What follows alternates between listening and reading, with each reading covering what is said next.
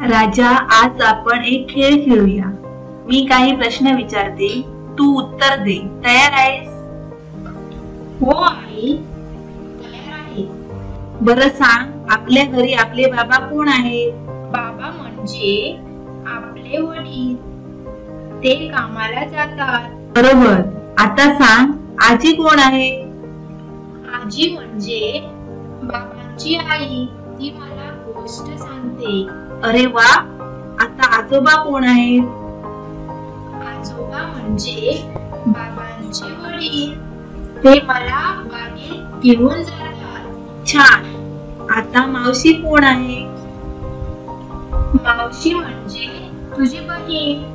ती मला खाऊ देते. अगदी बरोबर. राजा, तुला सगळं मस्त समजलं. तू खूप हुशार आहेस. धन्यवाद आई. मी अजून शिकायला तयार आहे.